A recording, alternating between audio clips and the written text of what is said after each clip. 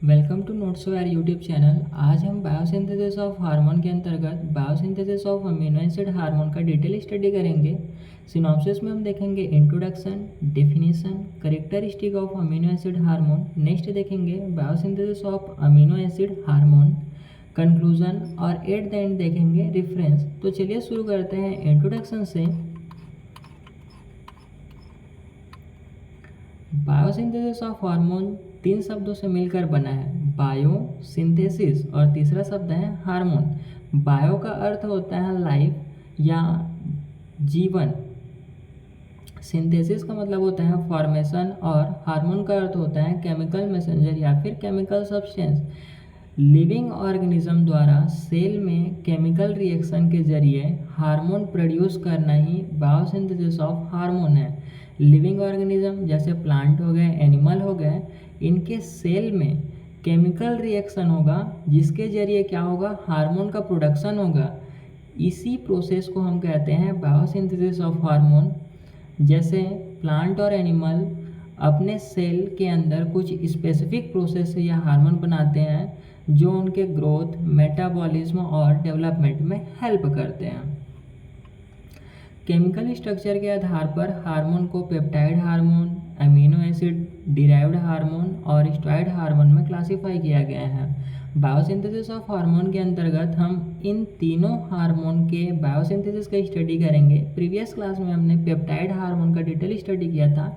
आज हम amino acid derived hormone या अमीनो एसिड हार्मोन के बारे में डिटेल स्टडी करेंगे। उससे पहले कुछ इंपॉर्टेंट डिफिनेशन देख लेते हैं। फर्स्ट है बायोसिंथेसिस ऑफ हार्मोन, वह प्रोसेस जिसमें लिविंग ऑर्गेनिज्म जैसे कि प्लांट्स हो गए, एनिमल हो गए, अपने सेल के अंदर स्पेसिफिक एंजाइम्स और मेटाबॉलिक पाथवे का यूज़ करके हार्मोन का प्रोडक्शन करते हैं। हार्मोन का क्या करेंगे, निर्माण करेंगे प्लांट और एनिमल सेल में। दूसरा है हार्मोन। हार्मोन एक ऐसा केमिकल मैसेंजर है। हार्मोन क्या है, एक केमिकल मैसेंजर या केमिकल सब्सटेंस होता है जो एंडोक्राइन ग्लैंड्स द्वारा ब्लड स्ट्रीम, हमारे जो ब्लड वेसल्स हैं उसमें डायरेक्टली रिलीज होती हैं। इनका फंक्शन क्या होता है, बॉडी के विभिन्न ऑर्गन और टिश्यू को रेगुलेट और कंट्रोल करने का काम करता है हार्मोन। थर्ड इंपॉर्टेंट डिफिनेशन है amino acid hormone. Amino acid hormone वे हार्मोन होते हैं जो अमीनो एसिड से डिराइव होते हैं। अमीनो एसिड जो होते हैं, अगर हम अपने ह्यूमन बॉडी की बात करें तो हमारे ह्यूमन बॉडी में लगभग 20 अमीनो एसिड होते हैं, जिसमें से 9 जो होते हैं एसेंशियल होते हैं और जो 11 होते हैं वो नॉन एसेंशियल होते हैं, मतलब वो ज़्यादा ज़रूरी नहीं होते, लेकिन जो 9 होते हैं वो एसेंशियल होते हैं। इन्हीं स्पेसिफिक अमीनो एसिड से अमीनो एसिड हार्मोन क्या होते हैं, डिराइव होते हैं, मतलब उत्पन्न होते हैं। यह हार्मोन बॉडी के डिफरेंट फिजियोलॉजिकल प्रोसेस को रेगुलेट करते हैं, जैसे मेटाबॉलिज्म, ग्रोथ और मूड। अमीनो एसिड हार्मोन का एग्जांपल हैं थायरॉक्सिन हार्मोन और एड्रेनलिन हार्मोन। नेक्स्ट देखते हैं characteristic of amino acid hormone. Amino acid hormone जो है उसके कुछ इंपॉर्टेंट की कैरेक्टरिस्टिक हैं, जिससे water soluble. Amino acid hormone जो होते हैं जनरली वाटर सोल्यूबल होते हैं। जो अमीनो एसिड हार्मोन क्या होते हैं, वाटर में घुलनशील होते हैं, यानी यह ब्लड स्ट्रीम में इजीली डिजॉल्व हो जाते हैं। क्योंकि ब्लड स्ट्रीम में ब्लड प्रेजेंट होता है और ब्लड का जो अधिकांश भाग होता है वह वाटर होता है, और जो हमारा अमीनो एसिड हार्मोन है वो वाटर में डिजॉल्व हो जाता है। मतलब क्या हो जाएगा, वो ब्लड में भी डिजॉल्व हो जाएगा, इजली डिजॉल्व हो जाते हैं। नेक्स्ट देखते हैं शॉर्ट हाफ लाइफ। इनका जो लाइफ होता है ना वो शॉर्ट होता है, छोटा होता है, मतलब यह हार्मोन जल्दी डिग्रेड हो जाते हैं। ये हार्मोन क्या होगा, छोटे छोटे मॉलिक्यूल्स में डिग्रेड हो जाएंगे और अपना इफेक्ट जल्दी दिखाते हैं। जो कि इनका लाइफ जो होता है शॉर्ट होता है, इसलिए ये अपना इफेक्ट जो है जल्दी दिखाते हैं। नेक्स्ट कैरेक्टरिस्टिक है सेल सरफेस रिसेप्टर। यह हार्मोन सेल सरफेस पर रिसेप्टर के साथ बाइंड करते हैं और इंटरसेलुलर सिग्नलिंग पाथवे को एक्टिव करते हैं। ये एक टारगेट सेल है। टारगेट सेल में बहुत सारे रिसेप्टर प्रेजेंट होते हैं। ये रिसेप्टर्स हैं जो बहुत सारे हैं। इसमें जो एमिनो एसिड हार्मोन होता है स्पेसिफिक रिसेप्टर के साथ क्या करेगा, बाइंड करेगा और अपना जो फंक्शन है उसको इनिशिएट करेगा, या जो सेल सिग्नलिंग का प्रोसेस है उसको इनिशिएट करता है। नेक्स्ट है रैपिड एक्शन। इनका एक्शन रैपिड होता है क्योंकि यह क्विकली ब्लड स्ट्रीम में रिलीज होते हैं और टारगेट सेल पर इफेक्ट दिखाते हैं। चूँकि जो अमीनो एसिड हार्मोन होता है वो वाटर सॉल्युबल होते हैं, इसलिए ब्लड में उनका ट्रांसपोर्ट जो होता है क्विक होता है, जिससे वह टारगेट सेल के पास क्या होते हैं, पहुंचते हैं टारगेट सेल के पास। देन टारगेट सेल के पास ये क्या करेंगे, पहुंचेंगे और रिसेप्टर से बाइंड होंगे और अपना जो फंक्शन है उसको परफॉर्म करेंगे। एमिनो एसिड हार्मोन का जो कैरेक्टरिस्टिक है वह सिंपल पेप्टाइड हार्मोन के जैसे ही सेम टू सेम है। ये कुछ एसेंशियल और नॉन एसेंशियल एमिनो एसिड का चार्ट है, इसको एक बार आप पॉज करके ज़रूर देखिएगा, इससे हमें अमीनो एसिड के बारे में जानकारी मिलती है। Biosynthesis of amino acid hormones. जो अमीनो एसिड हार्मोन्स का बायोसिंथेसिस है वो कुछ स्टेप में कंप्लीट होता है। पहला स्टेप है प्रीकर्सर अमीनो एसिड। बायोसिंथेसिस का प्रोसेस स्पेसिफिक अमीनो एसिड से स्टार्ट होता है। जो अमीनो एसिड हार्मोन का बायोसिंथेसिस है वो स्पेसिफिक अमीनो एसिड से स्टार्ट होगा, जिसे हम बोलेंगे प्रीकर्सर अमीनो एसिड। जब हम एड्रेनलिन हार्मोन के सिंथेसिस को देखेंगे, क्योंकि ये एड्रेनलिन हार्मोन क्या है, अमीनो एसिड हार्मोन ही है। जब हम इसके सिंथेसिस की स्टडी करते हैं तो यहाँ पर जो phenylalanine amino acid precursor amino acid होता है। जो फेनिल एलनिन एमिनो एसिड है वो क्या होगा, प्रीकर्सर अमीनो एसिड होगा, मतलब स्पेसिफिक अमीनो एसिड होगा एड्रेनलिन हार्मोन के निर्माण में। एंजाइमेटिक रिएक्शन, दूसरा स्टेप क्या है, एंजाइमेटिक रिएक्शन। जो फेनिल एलनिन टू टायरोसिन, जो फेनिल एलनिन है उससे क्या बनेगा, टायरोसिन का निर्माण होगा एंजाइमेटिक रिएक्शन द्वारा। कैसे हो रहा है ये एंजाइमेटिक रिएक्शन, जो फेनिल एलनिन जो एक डाइट्री अमीनो एसिड है, क्या है, कौन सा अमीनो एसिड है, डाइट्री, मतलब जो एसेंशियल अमीनो एसिड है। देखिए यहाँ पर चार्ट में एक बार देखते हैं, ये फेनिल एलनिन ये डाइट्री या एसेंशियल अमीनो एसिड है हमारे बॉडी के लिए।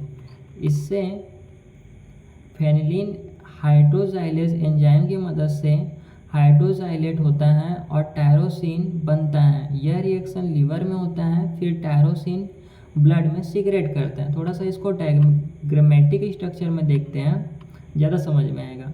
फेनिल एलनिन एमिनो एसिड है, इसका क्या होगा, एंजाइमेटिक प्रोसेस होगा, जिसमें फेनिल एलनिन हाइड्रोजाइलेज एंजाइम जो है मदद करता है और इसके द्वारा टायरोसिन का फॉर्मेशन होता है।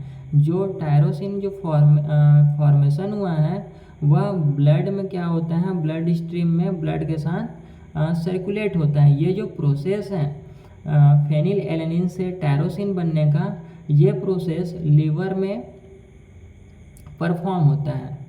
नेक्स्ट प्रोसेस है एक्टिव अपटेक ऑफ टायरोसिन। जो टायरोसिन मॉलिक्यूल से बने हैं उनका एक्टिव अपटेक, मतलब एक्टिव ट्रांसपोर्ट के द्वारा उनका अपटेक।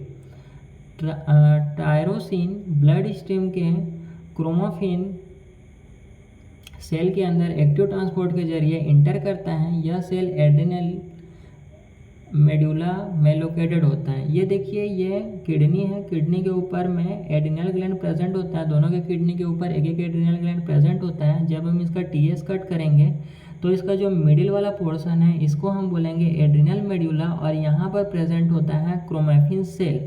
इस सेल में क्या हो रहा है, जो टायरोसिन बना था, जो ब्लड में क्या हो गया था, सर्कुलेट हो रहा था, वो एड्रिनल मेडुला में पहुँचता है, जहाँ पर क्रोमैफिन सेल इस टायरोसिन को एक्टिव अपटेक कर लेते हैं। मतलब टायरोसिन का यहाँ पे क्या होगा, एक्टिव ट्रांसपोर्ट होगा, जहाँ एक्टिव ट्रांसपोर्ट मतलब लो कॉन्सेंट्रेशन से हाई कॉन्सेंट्रेशन की ओर मॉलिक्यूल का ट्रांसपोर्ट। इसमें एटीपी की आवश्यकता होगी, मतलब एनर्जी की ज़रूरत होता है। इसका ट्रांसपोर्ट जो है क्रोमोफिन सेल में हो जाता है। नेक्स्ट एंजाइमेटिक प्रोसेस देखते हैं, tyrosine to dopa. Chromaffin cell के साइटोप्लाज्म में टायरोसिन हाइड्रोजाइलेज एंजाइम टायरोसिन को हाइड्रोजाइलेट करके एल डोपा में कन्वर्ट करता है। अब क्या हुआ, क्रोमोफिन सेल है, इसमें टायरोसिन जो है एक्टिव अपटेक कर लिया, अंदर आ गया टायरोसिन जो है। अब इस टायरोसिन का हाइड्रोजाइलेशन होता है, जिसमें टायरोसिन हाइड्रोजाइलेज एंजाइम जो होता है हेल्प करता है, जिससे डोपा का फॉर्मेशन होता है। नेक्स्ट एंजाइमेटिक प्रोसेस देखते हैं, डोपा टू डोपामिन। डोपा से डोपामिन का फॉर्मेशन, एल डोपा को डोपा डीकार्बोजाइलेज एंजाइम डीकार्बोजाइलेट करके डोपामिन में कन्वर्ट करता है। यह रिएक्शन भी साइटोप्लाज्म में होता है। अब यहाँ पर क्या हुआ, हमने देखा टायरोसिन जो था वो डोपा में कन्वर्ट हो गया। अब डोपा में एंजाइमेटिक प्रोसेस होगा, जिसमें डोपा डीकार्बोजाइलेज एंजाइम के द्वारा डोपामिन में कन्वर्ट होता है डोपा, और ये जो प्रोसेस है वो साइटोप्लाज्म में होता है। नेक्स्ट स्टेप है डोपामिन टू नॉरएपिनेफ्रिन, या डोपामिन से नॉरएपिनेफ्रिन का फॉर्मेशन, या तो डोपामिन से नॉरएड्रेनालिन का फॉर्मेशन। डोपामिन को क्रोमोफिन सेल के सिक्रेटरी ग्रेन्यूल्स में ट्रांसपोर्ट किया जाता है, जहां डोपामिन बेटा हाइड्रोजाइलेज एंजाइम डोपामिन को हाइड्रोजाइलेट करके नॉरएपिनेफ्रिन या नॉरएड्रेनालिन में कन्वर्ट करता है।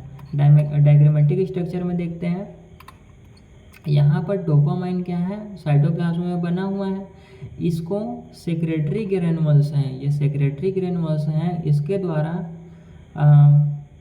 इस डोपामिन का क्या होता है, ट्रांसपोर्ट होता है सेक्रेटरी ग्रेन्यूल्स में, और ट्रांसपोर्ट होने के बाद डोपामिन का हाइड्रोजाइलेशन होता है डोपामिन बीटा हाइड्रोजाइलेज एंजाइम की मदद से, जिससे फॉर्मेशन होता है नॉरएड्रेनालिन या नॉरएपिनेफ्रिन का।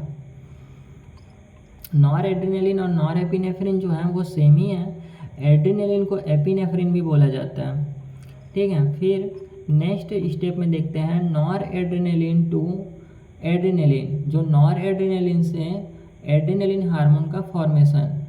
नॉरएड्रेनालिन को साइटोप्लाज्म में phenyl ethanol amine N methyl transferase enzyme methylate करके इपिनेफ्रिन में कन्वर्ट करता है। PNMT enzyme specifically adrenal medulla के क्रोमोफिन सेल में प्रेजेंट होता है। अब देखो नेक्स्ट प्रोसेस क्या हो रहा है,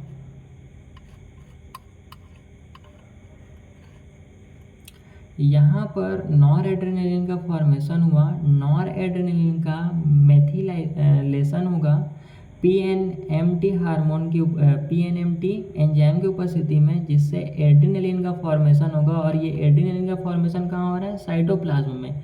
साइटोप्लाज्म में जब इसका फॉर्मेशन हो जाएगा तो ये कहाँ मूव कर लेगा, सेक्रेटरी ग्रेन्यूल्स में मूव कर लेता है। फिर नेक्स्ट स्टेप देखते हैं, थर्ड स्टेप है storage and secretion. Synthesised hormone secretory vesicles में स्टोर होते हैं।